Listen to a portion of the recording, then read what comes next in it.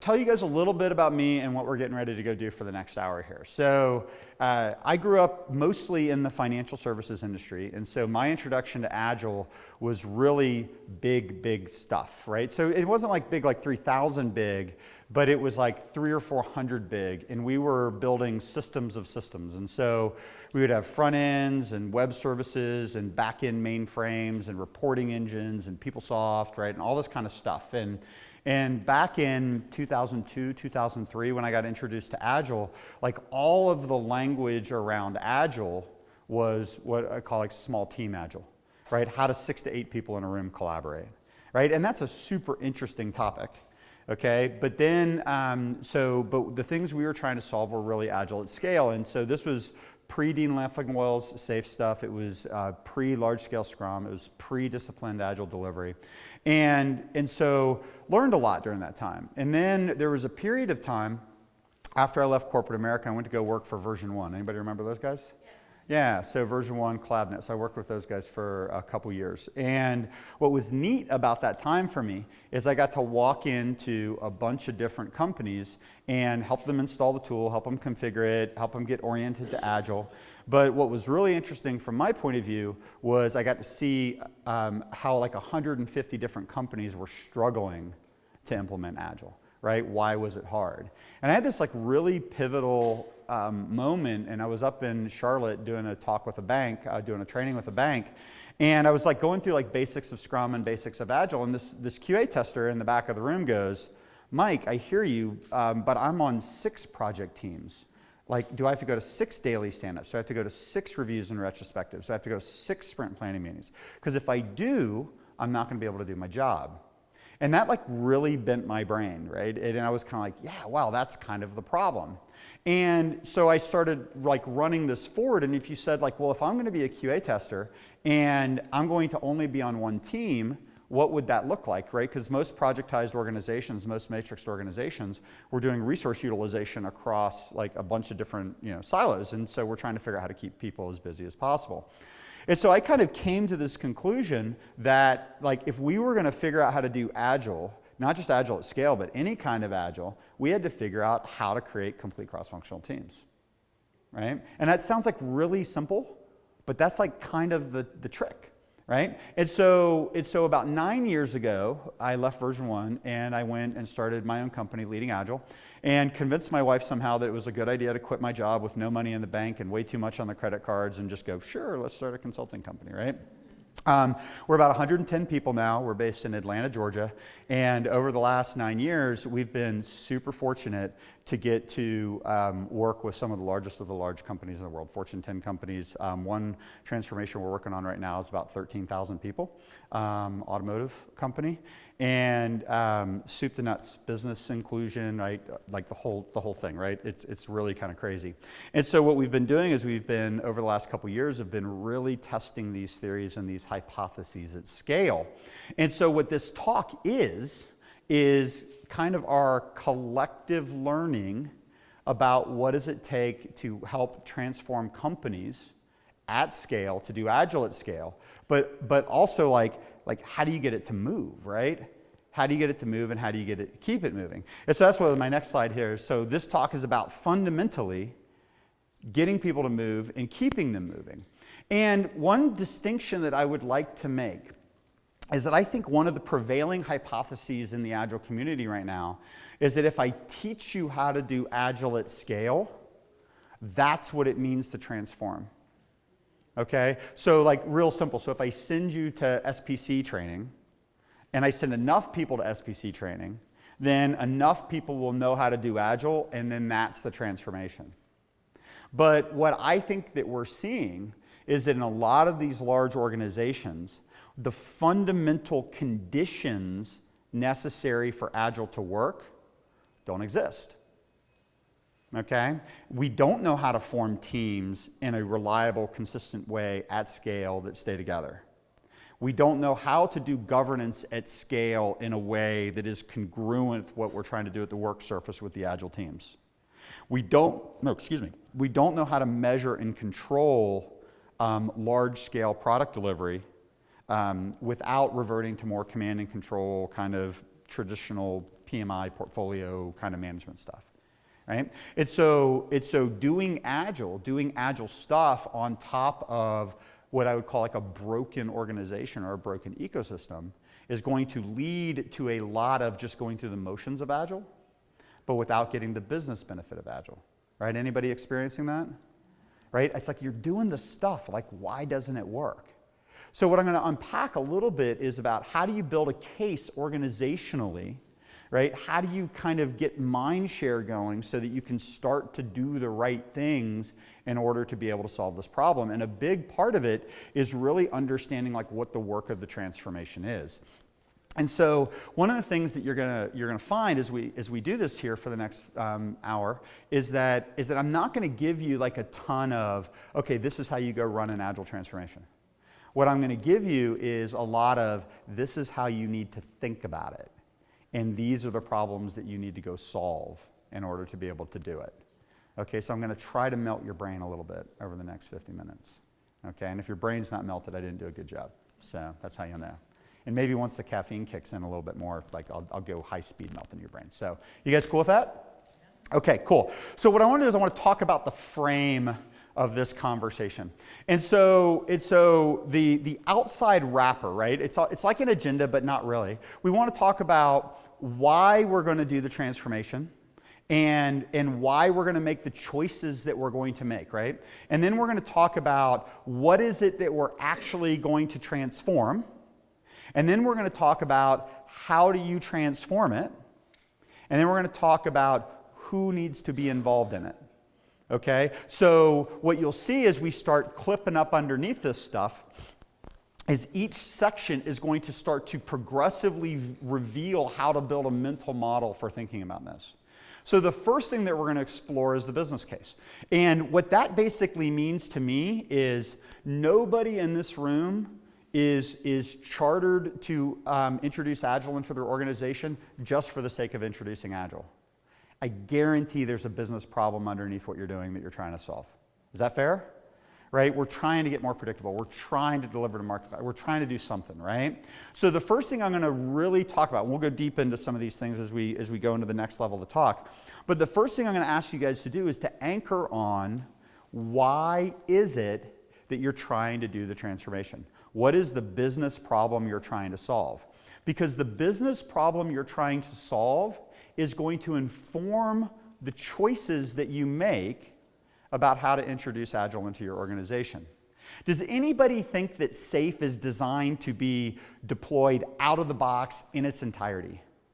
No, right? I mean, anything, right? Whether it be RUP back in the day or the PMBOK or SAFe or even Scrum to some degree, it's designed to be customized for your environment, right? You've got to make trade-offs. And so if we don't know like what business problems we're trying to solve, sometimes it's hard to determine what trade-offs that we need to make, okay? So the first thing is let's deeply understand the business problem. The next thing that we want to talk about I call transformation hypothesis. Does anybody here believe, and I'm guessing based upon some of the earlier comments, does anybody believe that changing Agile or introducing Agile is about changing the culture of your organization? Go ahead and raise your hand if you believe that. That's okay, right? Cool. So the question that I will ask you to ponder is if we're going to change the culture of your organization, right? Let's say, for example, you could snap your fingers and change the culture of your organization.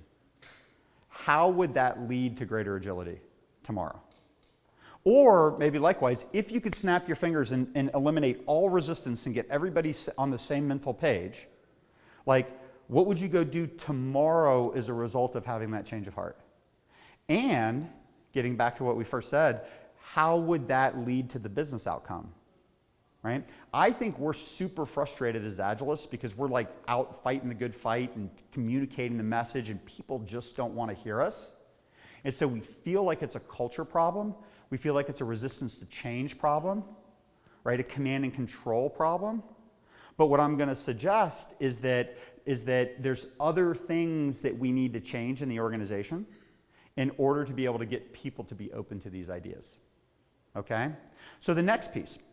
we're going to talk a little bit, this is probably where I'll go a little bit long, is in the theory and approach. So there's like certain things that I believe are absolutely non-negotiable to the introduction of Agile in large organizations. About 98% of what you guys will learn in a conference like this is like, yeah, that's a really cool technique. I would love to try it. There's going to be like very few things that fall into the category of if this doesn't happen, none of it's going to work, right? And so I'm going to talk about those things. And then we're going to gloss over this piece just a little bit, and it's the reference architecture piece. One of the things that I want to like just drive home with you guys is that every methodology that was ever introduced worked for somebody at some point in time. Right? So if you go into the history of like how Dean Leffingwell came up with SAFe and like his early experiences with BMC and the stuff at Rally and the stuff at John Deere and all the different things that Dean's famously done, his stuff worked in that context. And then you go, well, why isn't it working for me? Right? And so what you have to figure out is what is the ecosystem that you have and what methodological choices are appropriate. And then if you want to change and use different methodological, that's an interesting word, right? I don't know if I've ever actually used that word, methodological choices, right? You have to change the ecosystem in order to be able to make that work, right? So I'm going to talk about like some of the core patterns, because what we want to distinguish is between the things that are actually going to enable us to have agility versus the practices of SAFe or Scrum or XP or whatever. Okay? And then we're going to get kind of interesting. We're going to talk a little bit about how to manage change. We're going to talk a little bit about the things that you might want to measure in a transformation. Because one of my beliefs, and we've seen a ton of traction with like really, really large transformations, and if you can measure the actual progress you're making towards those business goals that you identified in the business case, you can actually start to connect the dots and sustain momentum. Right? And so being able to measure and report progress is absolutely huge. Okay? And then there's going to be one little bit here, I can't remember if it's in roles and responsibilities or skills and experiences, but we're going to talk a little bit about some of the things that we've seen in terms of what's necessary to like structure a transformation, like who needs to do what and what kind of roles need to have happen. And then the piece that we're going to geek out on a little bit, at least I'm going to, is I'm getting super into like personality science right now. And like what are the dispositions of human beings that can do different kinds of work on a transformation, right? So some of you guys that just heard the keynote and like the nonviolent communication, there's absolutely a personality type that needs that. And then there's people like me that are like, bring on the violence, I don't care, right? And so like understanding how like people that are like super like ESTJs on the spectrum, like versus like the INTPs or whatever it is, right? How those personality types, and I'm not going to go into Myers-Briggs, we actually use some other things that I think are fascinating. So, but that's where we're going to start, right? So that's what we're going to try to hit. It's a ton of content for the next 48 minutes, and so I'm going to hit some things really fast. And there's some little cards that Tim in the back brought for us that have information about like a white paper you can download, links to other versions of the talk that we've done of longer form, right? Other content that you guys can take a look at if you're so inclined afterwards, if this didn't go deep enough for you. So, okay, so let's talk about the business case. So because we're short on time, right, one of the things I'm going to do is I'm just going to assert something that I believe to be 100% true. Adopting Agile is not about adopting Scrum or SAFe or XP. There is absolutely a business problem that we are trying to solve. Even if we're trying to improve culture, even if we're trying to improve communication, even if we're trying to improve all these things, without some sort of business case, it's really difficult to make investments. And so the business cases that we think hold water typically surround predictability, the ability to make and meet commitments. Anybody struggling to make and meet commitments in your organization? Right? There's reasons why. Okay? And so a lot of executives want their organization to be predictable, and I think Agile is a way to get it. Next thing, quality, right? We want to make sure that we're not putting crap into production that's going to break, okay? So one of the big business drivers for agility is quality, defect management, right? Making sure that we're putting solid product in the market.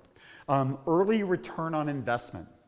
One of the big challenges that we have, we're starting to work our way through it as an industry, but it used to be back in the day, it would take 6 or 12 or 18 or 24 months between when we started making investment in when we could start actually charging money for the product.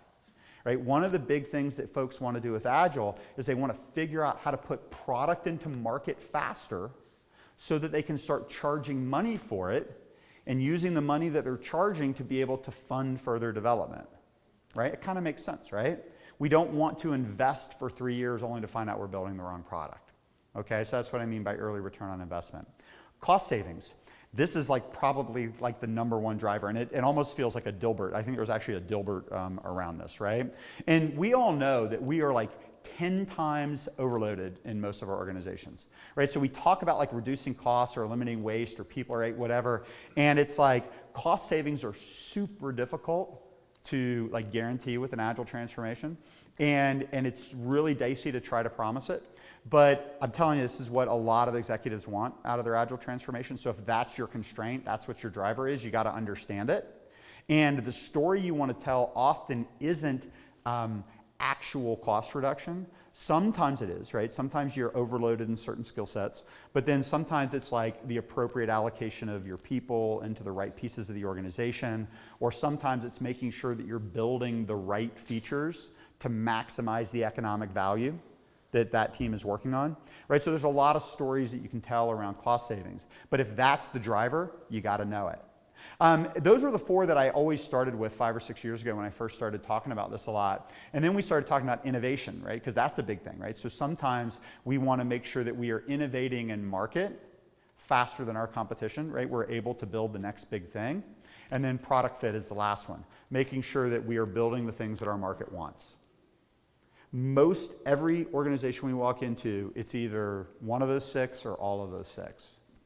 Occasionally we'll get into a situation where we are trying to do Agile for competitive advantage in recruiting and things like that, or we want and sometimes it is culture, but usually if you can anchor it into one of these business drivers, you win. Okay?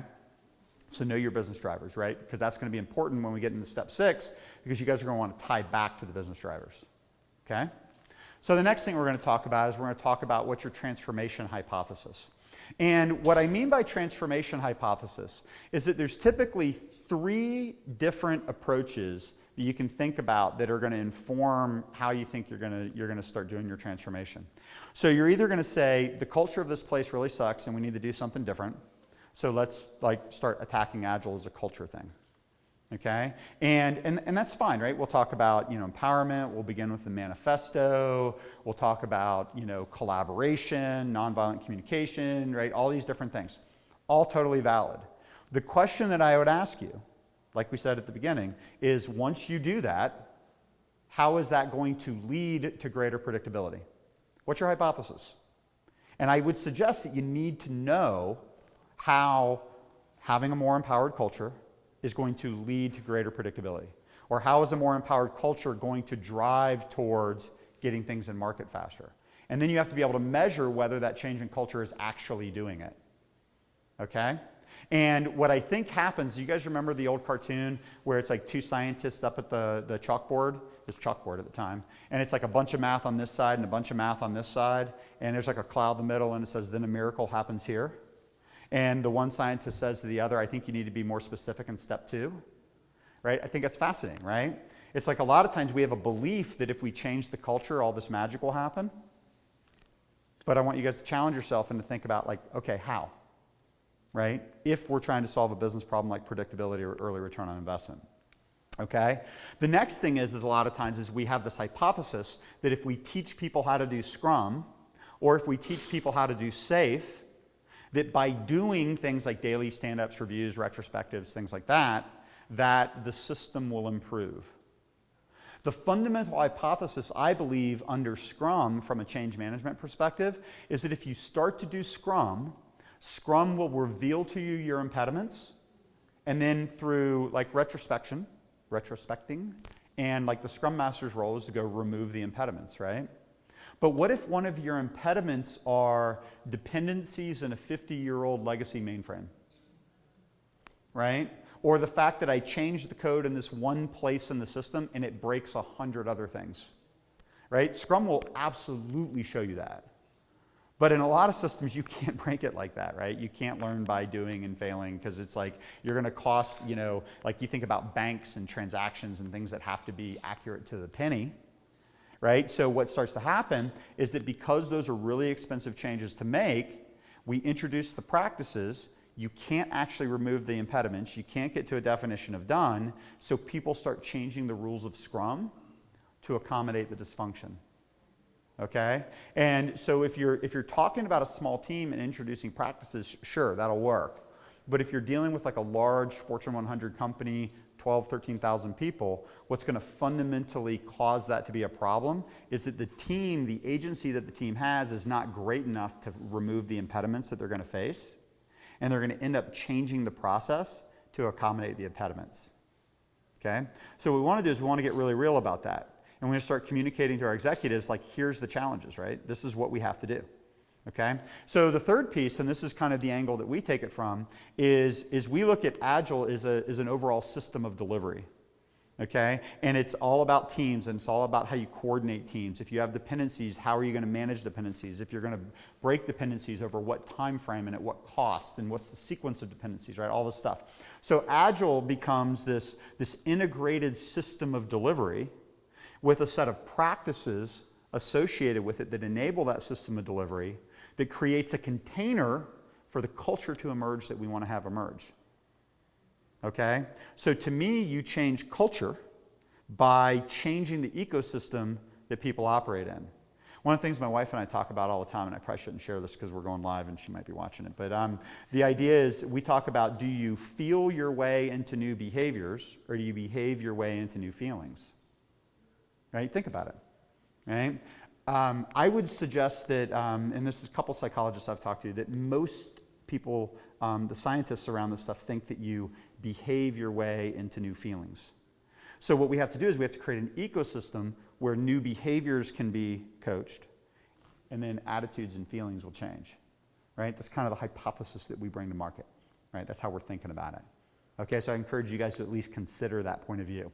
Other things that are kind of important are the size of the organization when you're orchestrating a transformation. So if you're like 3 or 4 teams and you're a small shop, yeah, probably send people to CSM stuff and teach them how to do this, and it's going to be super lightweight, and it's going to be super okay, and it's going to work. But if you're trying to transform a 3,000 person organization, or a 10,000 person organization, or a 20,000 person organization, the approach that you're going to take is going to matter. And even to the point where in large organizations, they're going to need more control over that transformation. They're going to want to have more planning. They're going to want to have more metrics, right? That kind of a thing, right? Because there's more at stake and there's more moving parts. The other thing is that dependencies and the strength of dependencies is going to change what you do with Agile. Like, one of the things that I just strongly encourage you, and I could camp on this slide for days. One of the things in Agile that we want to do is we want to pretend dependencies don't exist, because all of the methodologies largely hinge upon the idea that either dependencies don't exist or they're going to get dismantled really quickly. And if that's true, okay. But the reality is that dependencies are going to be anchored in place for a while. You either have to manage dependencies or you have to break dependencies. And if the Agile methodology that you choose does not have a mechanism in place for how to manage dependencies proactively ahead of time, right, it's going to be something you're going to have to add to your methodology. It's not something I want to do, right? Some people might even say, well, that's not Agile. I'm like, okay, cool. But what are you going to do? You're going to pretend your dependencies don't exist and let Agile fall on its face because you have unmanaged dependencies, late resolution of dependencies all the time, right? What we want to do is we want to get ahead of the dependency management process. And so the general theory of transformation, we're going to talk about this in a little bit, is the idea is that while you have dependencies, you have to manage them. As you break them and as you allow the teams to operate more independently, you can start to deprecate some of the compensating control. Okay? So that's where the transformation stuff comes in. We're not just going straight to the end state. We are talking about a path for how to get there. And then the last little bit I like to talk about here is the idea of resistance. And the one thing that you can't underestimate, a lot of you guys are probably in this situation, is that we tend to give middle managers a lot of crap in Agile, right? Because middle managers are the ones that seem to be the most resistant a lot of times. But you got to think about it from a middle manager's point of view. I've had my career for 25 years. probably making a couple $100,000 a year. I have kids in college. I have a mortgage. I've got all these different things.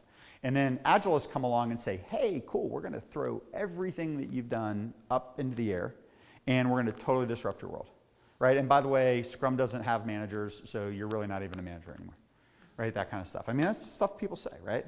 And so the challenge is that even if, because like right now we're in a situation where most of the transformations we work on are C-level sponsored. Okay?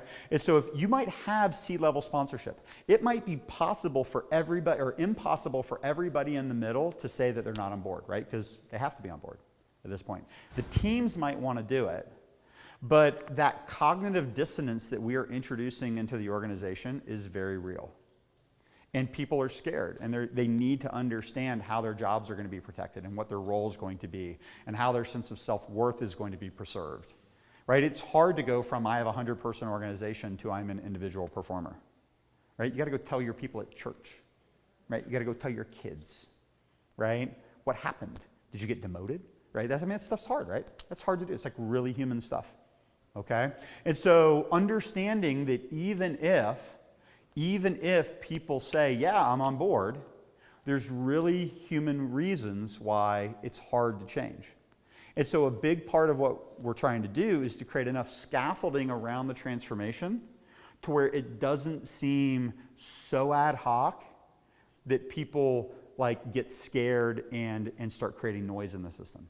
Because that's actually one of the biggest challenges that you see. It's like it only takes a small handful of people in a transformation to start chirping and to go, I don't understand this. This coach is saying something different from that coach. I don't understand. How is this going to work? Right? All these different things. And the noise level will get to a point where it'll start creating chaos in the system. Okay? So your system of transformation, right? The approach that you're going to take to do this is it has to acknowledge the fact that we need to keep noise out of the system. Okay? And resistance and managing resistance is key. Okay? Cool. You guys with me so far? It's a lot, right? Throwing a lot at you guys. So theory and approach. So I'm shifting gears here just a little bit, okay? And what I'm shifting into is this idea of what are the non-negotiable things in any transformation. And one of the things, I'm going to just tell you guys just a little story because I got to get used to talking about this. One of the things that we're seeing shift in the Agile community right now is that Agile in a lot of ways has been relegated to a team level work surface kind of thing, right? Agility, you're starting to see people talk about digital transformation and DevOps and business agility and all those kinds of things. So just know, like, one of the things I'm going to take a risk on here is that when you say the word team, people tend to think work surface, okay? And so this is a talk that I've been given for quite a bit, and I call it the 3 things, and it's all about, like, what are the non-negotiables of going to Agile? And so I look at an entire organization as a network of teams. What's important about a team? A team has autonomy to act.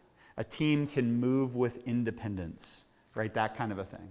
And so regardless of whether we're talking about a leadership team or a program or portfolio team, or we're talking about a work surface team or a services team or something like that, the idea is that we want to build our organization around networks of units, right? Networks of teams that all are able to interact with each other in a very healthy way, okay?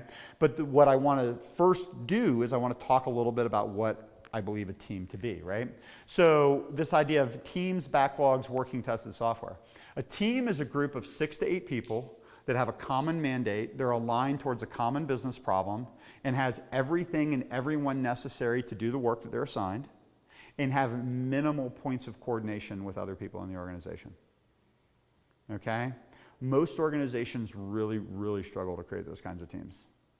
Okay? But I believe that without those kinds of teams, almost everything else we're trying to do is going to break. Daily stand-ups, sprint planning, reviews, retrospectives, burn-down charts, getting to a definition of done, the role of a scrum master, the role of a product owner, self-organization, the culture stuff that we want, the ability to communicate with each other in a healthy way, respect, right? All those different things erode in the absence of a complete cross-functional team, right? So if you think about it from what we talked about, structure, practices, culture, the structure at the atomic level in an organization is a complete cross-functional team. That team operates using the practices of Scrum, and within that team using the practices of Scrum, you can encourage the cultural behaviors that you want, right? Because that team knows each other. They can learn nonviolent communication. They can learn how to respect different personality types. They can learn how to collaborate. They can learn how to trust each other. In the absence of that team, all of that stuff gets exponentially harder. Maybe not impossible, but it gets exponentially harder, okay? Backlogs is the next piece. Most organizations don't build backlogs the way backlogs were intended to be built. Backlog items are things that are a day or two big, right? You can start to measure the completion of them through the life of the sprint. They're very specific. They have acceptance criteria, right? You could use Bill Wake's INVEST model, independent, negotiable, valuable, estimatable, small, testable. I think it was Ron Jeffries, card, conversation, confirmation, right? There's lots of different ways of thinking about user stories or backlog items. But backlog items are discrete. They're interchangeable. They're clear. You can exit a sprint planning meeting and the team has clarity on what it's going to be able to commit to over the course of the next couple weeks. Most organizations do not put the time or energy necessary to build backlogs. Okay? And then, so now we get to say, what's the definition of done, right? The working test of software. What's the definition of done at the end of a sprint? How do I know that this user story meets the acceptance criteria? Is it defect free? Can I claim velocity around it? And here's my take, and this is something I would love you guys to anchor on. If you can't create complete cross-functional teams, and you can't get those teams really good quality backlog, and they can't get to a definition of done at the end of the sprint, then something about your Agile transformation is broken. There's work left to do. Okay, kind of like, it's almost like hard stop, period. Okay, you can't stabilize velocity, which means you're never going to get predictable. Very difficult to ship early if you don't have a clear definition of done, right? Everything's not tested. Okay, very difficult to start charging money for something that's not finished and not in production. Right? Very difficult to have high levels of quality when you're not sure, right? All those different things, right? Hard to make trade-offs and do the innovation and product fit if you can't get the feedback loops, right? I mean, so just everything that we want to do hinges upon these three things, okay?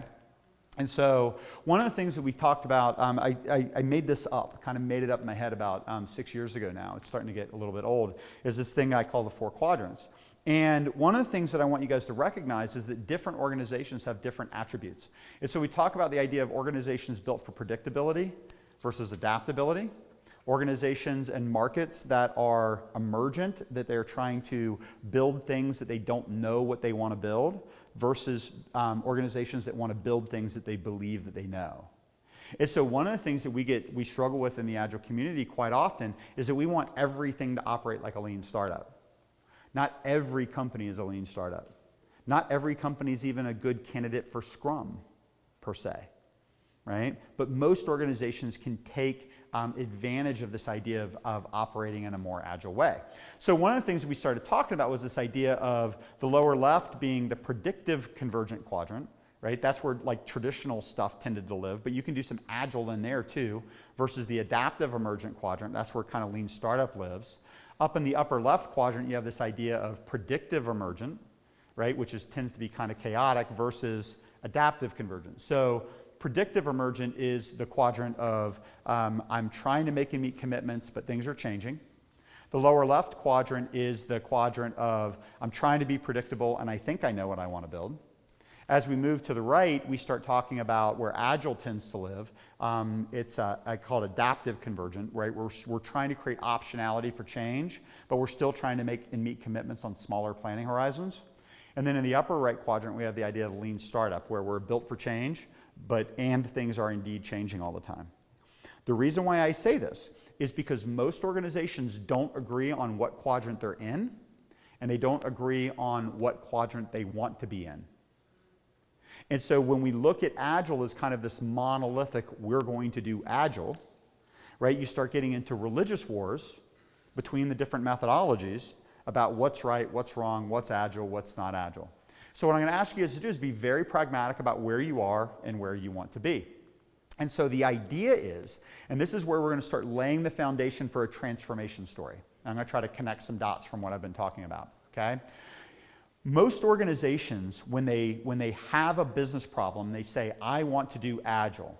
They're actually operating in the upper left quadrant. They've been historically predictive, but things are changing faster than they can respond to it.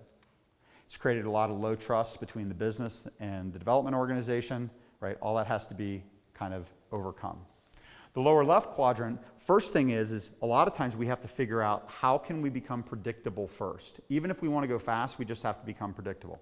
And then we start to think about how can we start to reduce batch size? How can we start to break dependencies? And then the upper right is how can we get fully decoupled teams that can operate with independence and autonomy, which is what we really want. And so we came up with this idea we call it a theory of transformation, where adopting Agile is about forming teams, building backlogs, producing working tested software at every level of scale. That's what it means to adopt Agile. Those are going to be enabled with the practices that you choose. You're going to have the measures, you're going to have the controls, right? All that kind of stuff. But we know that the ecosystem that those practices operate within is going to be broken to start with. There's going to be dependencies where we don't want them. There's going to be functional siloing where we don't want it. There's going to be misalignment with the business where we would like to have alignment.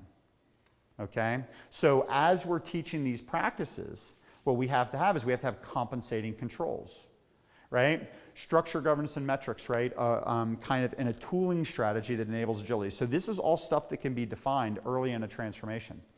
And so, but basically what it boils down to is that all of those impediments are the things that are in the way of you adopting Agile. The work of the transformation is actually improving the ecosystem, breaking the dependencies, getting the alignment such that the organization can exploit the methodology that it chose. Does that make sense?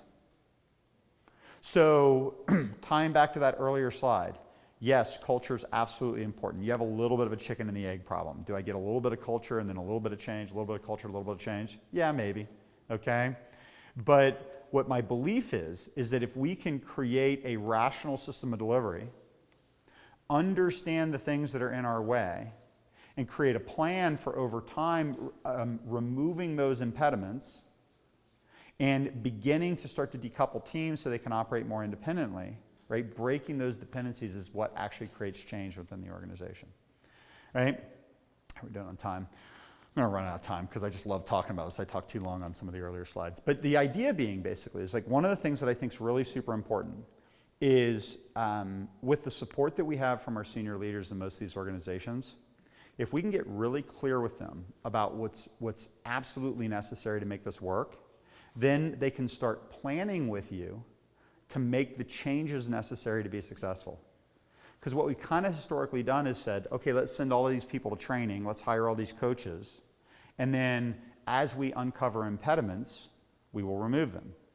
But then the executive goes, well, I didn't sign up to refactor my mainframe platform and to turn it into a services-oriented architecture and go into the cloud, even though that's necessary. Okay? So if we can talk about early on what are the things that we need to fix and are we willing to fix them, as we think about how to design our Agile methodology so that we can be as effective as possible, right? That's where we win. And so one of the things that we've been thinking a lot about is the idea of how do you map out that journey. And so we coined this little thing we call them base camps. And base camps are basically about moving through these different quadrants from a place of very high coupling, very tight orchestration, to a state where potentially you have fully independent teams with no dependencies that are able to operate with a tremendous amount of autonomy. And what's really cool about it, right, what's really neat, is that most of these base camps can largely be hit in about 3 to 4 months, and you can start to tell your leadership team, this is where we're going, this is what you can expect the state of the system to be in when we get there, this is how much it's going to cost, these are the changes that we're going to make. And so we talked about this idea of, I'll go back a little bit, the idea of base camp 1, just stabilize the system in place and put compensating controls in to deal with the dependencies and the misalignment. And then as we start to improve the system, we can start to reduce batch size. We can start to put things in market faster. As we start to lay the foundation, the technical things that have to happen, we can start to figure out how to break dependencies. This is typically where you want to think about DevOps and continuous integration and deployment, because earlier on you might not have been in a technical position to actually do that stuff. Then we can start to attack kind of the program and portfolio funding mechanisms, and to stop thinking about funding projects, and now we start thinking about funding teams. Right? But that's really difficult to do before the organization is aligned and governed in the right way.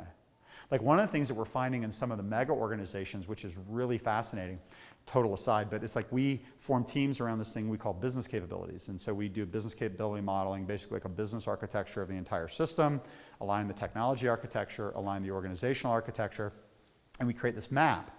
And there's dependencies across the whole thing, right, initially.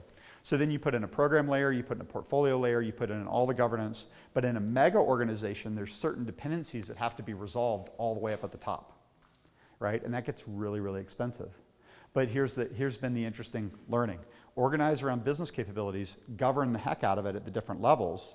And then as you start to see where it's really expensive to manage dependencies, then you can start to think about, well, how would I group those teams that are highly dependent, where dependencies aren't going to be broken, and get them to move in unison. That's kind of like the value stream combination, right? We can understand where the value streams are. And if we're going to a SAFe model, right, then SAFe really accommodates that pretty well, right? Because SAFe has some pretty robust ways of dealing with dependencies within a value stream. It's just not as strong at dealing with dependencies across value streams, right?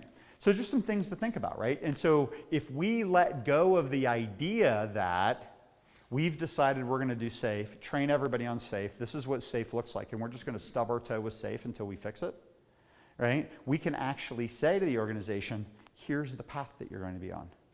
And one of the phrases that we've coined is this distinction between system of delivery versus system of transformation.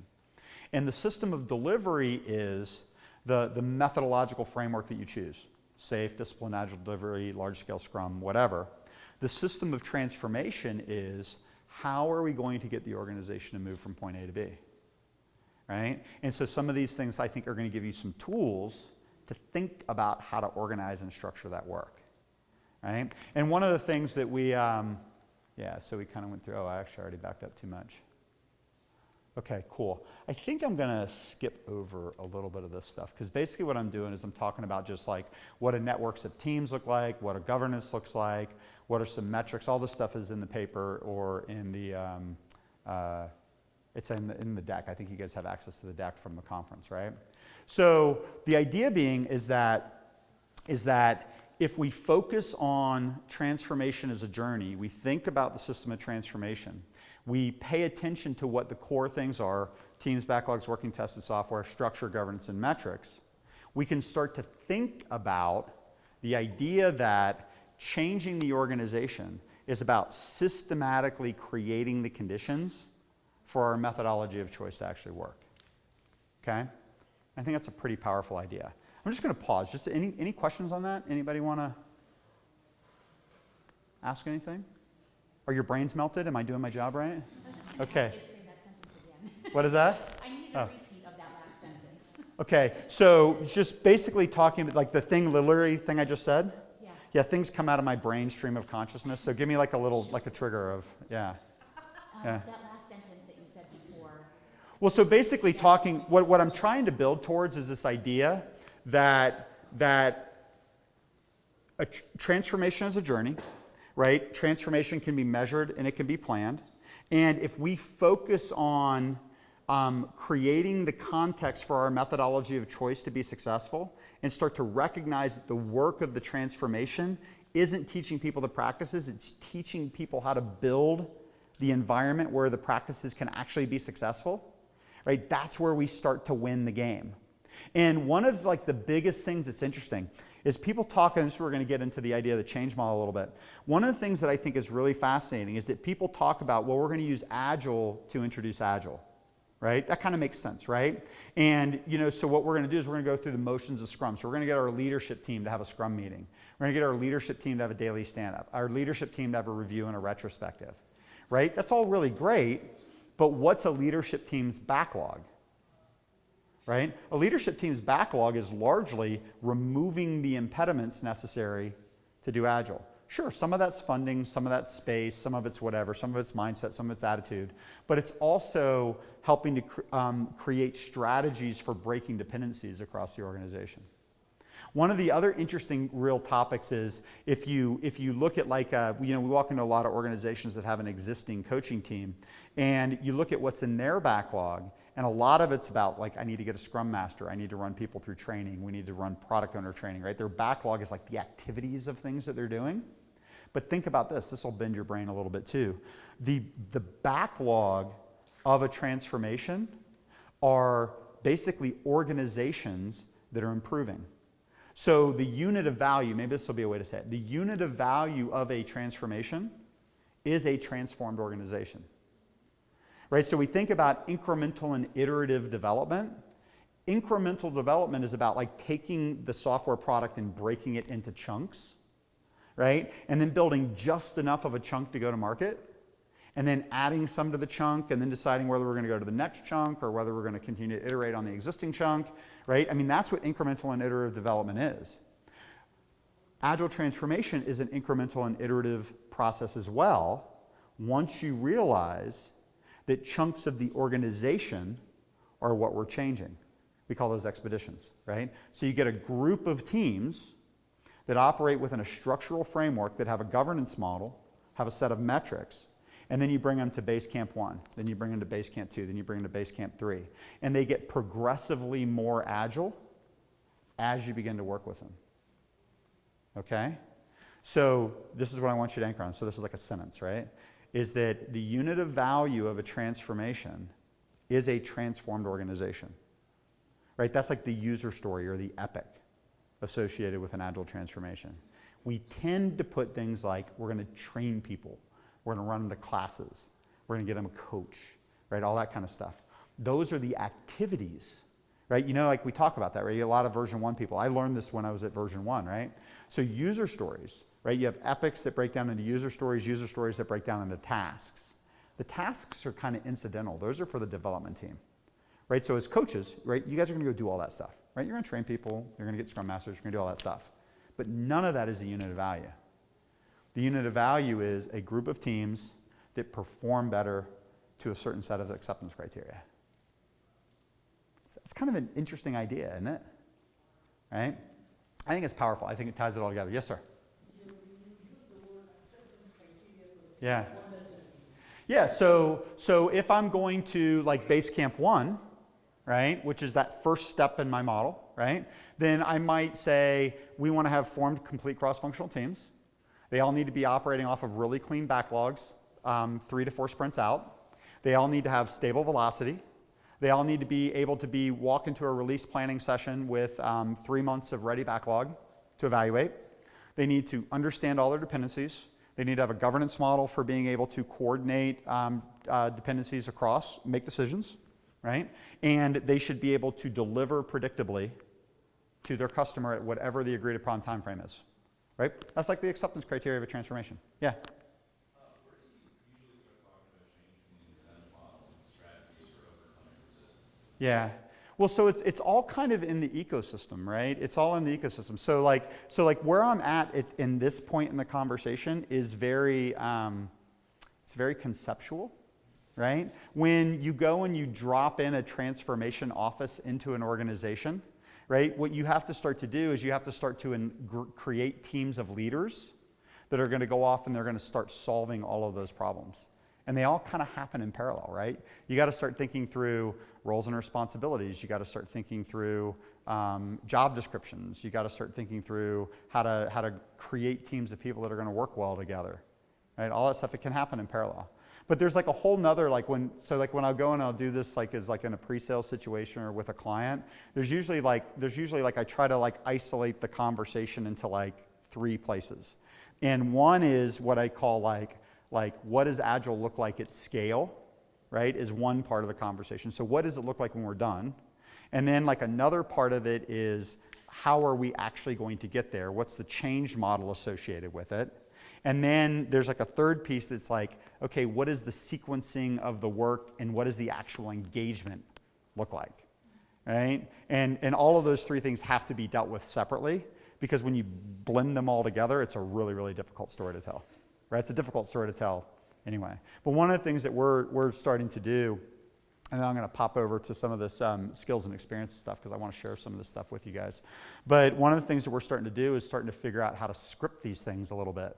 And so that whole Basecamp model that I worked through with you guys, right? What you can start to do is you can start to say each intermediate state as you move through, right? So we're forming teams, we're building backlogs, we're producing working tested software, we're breaking dependencies and aligning the organization over time. What you start to find is that organization to organization, that those steps are actually fairly scriptable and they're fairly repeatable from organization to organization. This will probably be one of the last times I do this talk in its current form. I usually try to refresh material for like the big Agile conference, and this year it's up in DC, right, in like August or something like that. Call it the big Agile conference. I think it's actually maybe not much bigger than some of the local conferences anymore. But I'm going to try to like really focus this thing on like what are the steps to get to the different base camps. But it's like really tough to have that conversation until you get everybody anchored on like what is the work of the transformation. It's like a big part of this story is like what's the work of the transformation, right? That kind of a thing. And so a little bit of what we're talking about here, right? So I talked about this idea of expeditions and base camps. Talked about moving the organization systematically through the different base camps.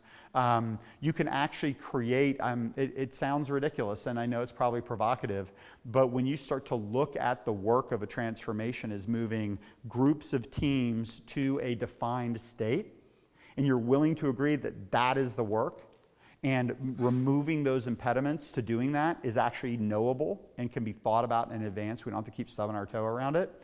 You can start to build almost like a Gantt chart type plan to communicate to your executives where you're going and how you're going to get there. Okay? And it's actually very plannable. And so one of the things that, as you start to build this argument, you start to think about it, in an organization where there's a tremendous lack of safety, they're not sure they want to invest, everybody's scared, you're trying to create safety, having a plan is actually kind of comforting, right? You can get them to a place later where they don't feel that they need plans as much, but in the early stages of a large transformation, having a plan and having a consistent approach and being willing to say to the organization, okay, I know we're going to evolve this over time, but this is where we're going to start. This is how we're going to do it, creates a tremendous amount of safety, okay? I'm not saying you have to do that everywhere, but in these big, large, complicated ones, having that plan in place is actually kind of a big deal. Having metrics around this stuff is super important. Some of the kinds of metrics that we talk about are, can we measure the actual improvement of the capabilities, right? Can we define the product better? What does that mean? Can we plan and coordinate? Can we deliver a solution? What does it look like to have the organization enabled to do continuous improvement? How are we measuring progress? Can we tell the organization, these are the activities that we've created, these are done, these are the outcomes we've achieved, and then ultimately these are the base camps or the states of the organization that we've actually improved, right? So we want to take an organization to a known state. But like this is just, are we executing according to our transformation plan? Are we doing the things that we said we would do? Can we call our shots? Like I'm very much like that pool metaphor. Like, like when you're teaching your kids how to play pool, right? They just hit a ball in. If they get a ball in, it's like, awesome, I got a ball in, right? It's awesome, right? That's nice, right? But a really good pool player can say, we're going to do this, we're going to get this outcome in this amount of time, this is what it's going to look like, right? So the ability to call your shots. So part of what we want to measure is, as an organization, can we call our shots? But then on the flip side of it, we want to make sure that we're tying back to the business improvement metrics that we did in the first part, right? So we want to make sure that we're meeting our predictability, quality, or return on investment, cost savings, product fit, innovation, right? That kind of a thing. We want to make sure that we have sufficient financial measurements in place. So one of the things our CFO does for our different engagements is helps them figure out like what are the metrics that a CFO actually cares about, and can we tie the transformation work to the business case? Right? Are we actually getting the return? So I know I'm like blowing through some concepts really fast, but But if you guys really think about this, right? So you've stated these are the goals that we're doing to go through the transformation. These are the things that we're going to have to take in consideration to get there. We're going to have a firm hypothesis for we're going to change A and we're going to get B. Right? We're going to deal with resistance in a certain way. We're going to put safety into the system in a certain way. We're going to talk about teams, backlogs, working tested software, deprecating dependencies over time. Taking chunks of the organization and moving them through base camps. We're not going to get married to methodology. We're going to get married to what are the things that we have to improve within the organization to be able to do it. Okay? We're going to wrap it in change management. We're going to plan it. We're going to communicate around it, right? We're going to do all these things. Oh, and then by the way, we're going to prove to you on the backside that the changes that we said we were going to make that we're going to yield these business benefits, we're actually going to show you how to measure it so that you can prove that the dollars that you spent and the effort that you put in actually yielded the results. Right? You see how that loop comes full circle? Right? I think we're doing too much just train and pray in our organizations. Right? Teach people Agile, the goodness will happen. Need to be more specific in step B. Right? That kind of a thing. And so while I have 5 minutes left, right? I'm going to walk you guys through just a couple of things. When we built Leading Agile, when I built Leading Agile or started it, I really, really, really, really wanted it to be a super flat organization, right? Because you think about it, that's kind of the ideal, right? No hierarchy, no power, right? No that kind of stuff. One of the challenges that we had running engagements is that knowing who was doing what was really tough, okay? And so one of the things that as you guys orchestrate your transformations, you have one of two approaches. You can either put a bunch of your coaches or external coaches on the ground and let everybody teach it the way that they need to teach it, okay? And if that's okay, fine. What we find is that in large-scale change where a lot of safety has to be created, there's basically three conceptual layers. There's the work surface layer where technical and practices coaching happens. There's orchestration layers where you have people that are specifically doing the outcomes-based planning. They're doing the metrics gathering. They're making sure that all of the performance metrics of the organization are rolling up. And then you've got a series of roles at the top that are creating clearing conditions within the organization. So clearing conditions at the top, planning in the middle, work surface skills and techniques at the bottom. Okay? So as you think about it, right, and this is where we're going to geek out a little bit, the personality types that are necessary to do work surface orchestration stuff, right, work surface training, is different from the personality types that need to do the planning things, and it's different from the kinds of people that can create clearing conditions within the organization. That was the hardest thing to learn. Right? And so one of the things that we have problems with, we don't have them anymore, but we see it a lot, is the idea of we put a really smart agilist in front of an executive, and they don't have sufficient empathy for that executive or their problems, and they don't know how to be influential with that executive. And what happens is that they say the technically right things, but in a way that alienates that leader. Okay? So when you're thinking about getting some laughs over here, huh? Right? Yeah. So when you're thinking about creating, what is that? What is that? Yeah. Yeah. Well, so let me just since we only have just a few minutes left, let me walk through. So one of the things that we've started building models around, which is super, super fascinating, is how do you identify somebody that's going to walk into a CIO's office and tell them they're stupid for not listening to you? Right? That's happened, right? It's crazy. I can't understand why somebody would do that, but it happens, right? It's happened to our clients. It's happened to us. And so what happens is that we tend to want to hire for skills and experiences in what people have done, right? That's where we started off. That's the 1.0 thing. And there's a lot of really, really super smart people out there that really know this stuff that are not good influencers, okay? So what we started to do is we call it beliefs and behaviors. We use an instrument, and I'm happy to field questions if you guys want to go deeper into this, or I can refer you to the company we use. It's called PeopleBest. And we have years of profiling data, and we can literally figure out before we talk to somebody what their propensity towards telling other people they're stupid are, right? Like you can measure like things like low patience, low tact. You can measure things like, are people going to get their feelings hurt? Are they going to go off in a corner and like take a long time to get over it? There's just all kinds of patterns of behavior that you can start to see, right? There's an instrument that we're using right now that I'm super enamored with. It's called color code. And it's just like a disc kind of a thing, but the way that it packages the information is super fascinating.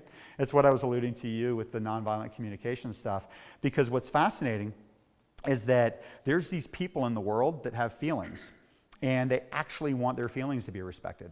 It's fascinating, right? I didn't know this. Like, I'm almost 50 years old. I didn't even know this. And they don't actually respond all the time to really hard logical arguments. Like, I'm very much a logic guy, right? But my wife, right, she's like, if I piss her off, like she's lost all the information before. She won't let any new information in. She's mad at me, right? And like, to me, I think I should be able to explain my way out of somebody being mad at me, right? Look, this is what I did. This was my intent. Here's the 5 steps in the decision-making process I went through. But she's just mad. She's mad, right?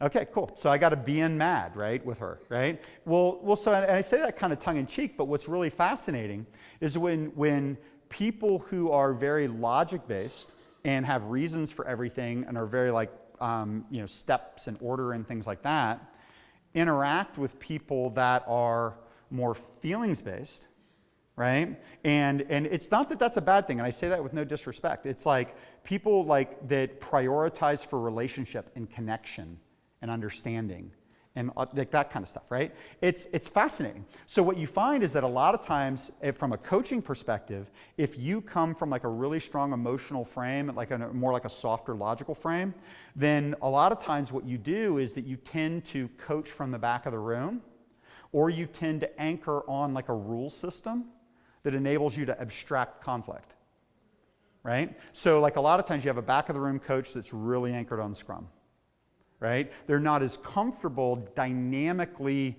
inventing process or challenging people because that creates emotional distress in the room, right? It's interesting, right? And so I'm kind of hitting it at like a super high level. But what's fascinating is that if you're going to, like, you have to realize that if you have people with certain personality types down here at the work surface, they're going to bring their personality style to their coaching style. Right? If you have somebody who you're trying to get to orchestrate change and they have to be in a high conflict situation a lot, and you know that they're going to create rules around themselves to anchor and to create safety for their emotional state, right? There's just certain behaviors that you're going to get on the engagement, right? And people are going to thrive in different areas within a transformation. And so like one of the things we had to get really, really clear on is, we would hit situations where somebody was super, super smart, but they just wouldn't show up as a strong enough. Like there's this one guy on my team, he's awesome, brilliant architect, knows everything, you want to give him permission, like take charge, make this happen. And he's just a blue-white in this color profile, and he just wants to defer to everybody around him. It's not because he doesn't know the answer. It's because what he prioritizes for is, are we all together in unison, right? Sometimes that works, sometimes it doesn't, right? So it's fascinating, right? So understanding the behavioral patterns of people and slotting people into the right roles has actually become critical for me as a consultancy. But for you guys, I would say it's something that you want to take into consideration, right? You want to think about a little bit. And then as we go up, right, so when we started measuring EQ and IQ, because you want to know, like you want to have like a sense for like, can I tell if I'm making you uncomfortable? Like one of the things I watch for is body language and people getting up out of the room or squirming around or making squinchy faces at me. There's people in the world that can't tell if they're making somebody uncomfortable. They can't, right? I've asked people, I've had people work for me, I'm like, can you tell that person's like squirming in their seat because you're making them so uncomfortable with what you're saying? They're like, what? What are you talking about? I was just telling them how to break down a user story. I'm like, okay, cool, right? So, but if you can tell like what makes people tick, and then you can adapt your strategies on the fly, that's like a really powerful combination. And what's really fascinating is that you start to get into these profiling things. What we find is that people with really high IQ and EQ actually are better at building compensating controls around them. So like you take a really high, what I call red personality, like somebody like me, you take a really high red personality with really low EQ, and they don't even know they're pissing people off. You take somebody with really high red personality with really high EQ, and they're going to at least be aware, and if they're aware and they care, they'll adapt their style. Same thing with like more emotional people. Like if you're a high emotion person with really high EQ, then you can go, oh, okay, I'm dealing with a high logic person, and you can shift your frame and have a different conversation with them, right? So like for people that are going to be on the ground, like I need to teach people how to do test-driven development, right? Emotional intelligence is important, but it's probably not as important as somebody who has to walk into an executive's office and be able to get them to do something different in their business, right? It's fascinating. So anyway, so that's the kind of story. So where I'll leave it with you guys, and this is, like I said, super high level treatment, and this is the challenge, is you guys are thinking about these transformations. Think in these 8 boxes, and think about how to design a system of transformation. Not just which process am I going to install, but how am I going to get the organization to be the kind of organization that can actually successfully do that process. And in my world, that's these 8 things. So I hope this was useful for you. Lots of thinking tools. Cool. We're done. You're welcome. Thanks.